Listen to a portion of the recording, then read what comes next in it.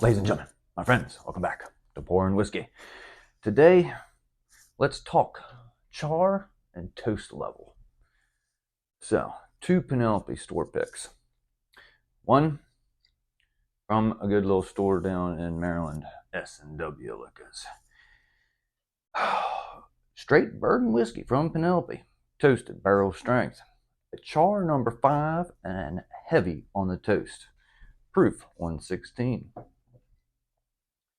Another reason why I chose these two bottles. Fine wine, good spirits. Toasted, straight bourbon whiskey, barrel strength. Char 2, medium toast. Proof 116. So, the exact same starter bourbon whiskey. It's all bourbon whiskey. The only difference is we had a little different char level and a different toast level.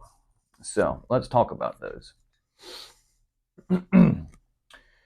Char would be your first barrel. So different levels, obviously 1 through 5. A little bit of char. We get the big fire going on into that barrel, charring that thing up. Well, if it sits there for 10 seconds, it's not much. If it sits there for a minute, it's a lot. Now, I don't know the difference in timing between a char 2 and a char 5 of how long it actually sits there. I could research it probably and find out, but I didn't do that.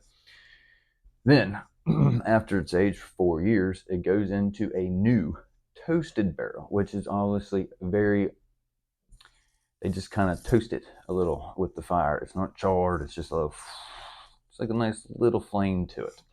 So we have a medium toast on a low char and a heavy toast on a high char. What's the difference? So, hey, 2 nice Glens are poured here. Let's see what we got here. So, char 2, medium toast. What do we got going on here, my friends? A little light on the yolk, I would say. Now, they've both been aged the same amount of time and both have the same proof. So we're really just going off of char level and toast level. What did those barrels do to this bourbon? Now, see, this one already, it has a darker nose to it. So more robust, I guess you would call that. Maybe a little bit more on the citrus side. The floral notes that we know from Penelope would be coming out, I guess, on this lesser of the char and toast. This is more oaky, like I said, robust. Maybe there's more of the oak flavors from the barrel itself actually coming into the bourbon. So either way, both of them have wonderful, wonderful flavor lines coming down those glasses. Color are kind of the same. Kind of. This one might be a hair darker.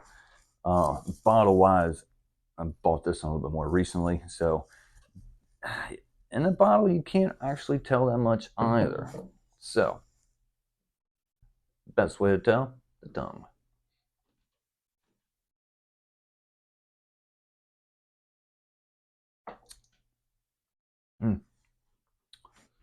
That's just damn good juice to begin with. But to compare it with something that's just had a little bit more fire to it. So you get the nice floral notes. There's a little bit of that oak. You get some vanilla, not a lot. This is very good. But what do you get when they char the crap out of that barrel and then they toast it longer?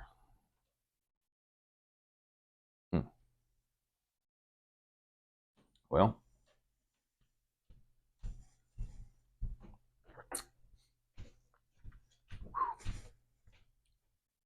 I can tell you right now, my friends, I'm more into that one.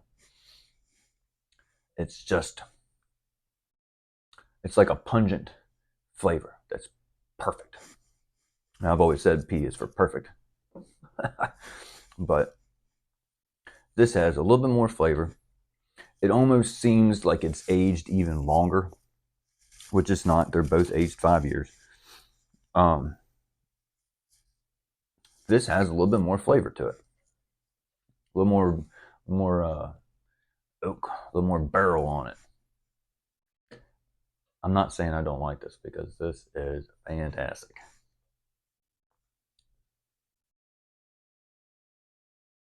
Hmm. But to compare them, it's a dramatic difference on this side compared to that side. Just from that barrel. Same bourbon. Same bourbon, my friends. So, y'all gotta let me know. Is this something that you tried to figure out also? Do you like a less of a char and a toast? If you do enjoy the toasted, that's another issue. If you don't like toasted things, this might not be a good experiment for you. I like finished bourbons, so it's that extra barrel. It gives that little bit more oak, a little bit more vanilla. Might be a little more caramel on this less toasted barrel.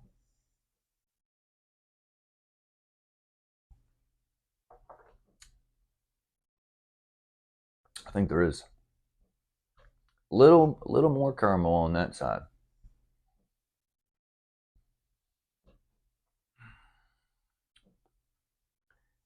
This one also smells less proofy than that one. I don't know why. Hmm.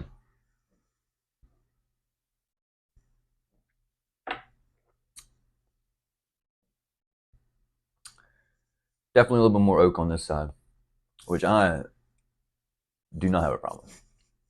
This side is very, very enjoyable, but I like that a little bit more oak, a little more char to it. So, y'all think about it. Is this an experiment that you can do on your own?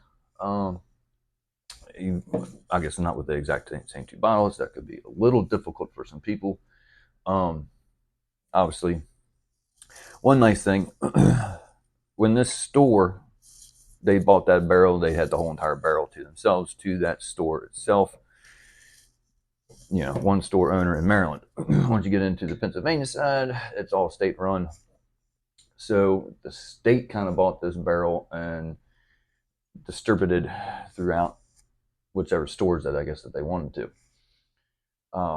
So kind of limited to what store you went into, which cross town, the same state run store, did not have this barrel pick.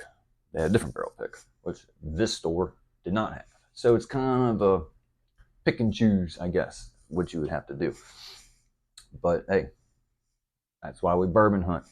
Get out there. One store's got it, but the other one, well, one store doesn't have it, but the other one does. Guess what? You gotta go to the other store. Find what you want. So, yeah, y'all gotta tell me down in the comments. Are you a light char or a heavy char? I'm going with the heavy char for myself, my friends. But hey, it's Friday. Enjoy your weekend. I plan on it. So, hey, until next Friday, we'll see y'all then. We'll see you here. Like the video, subscribe, my friends.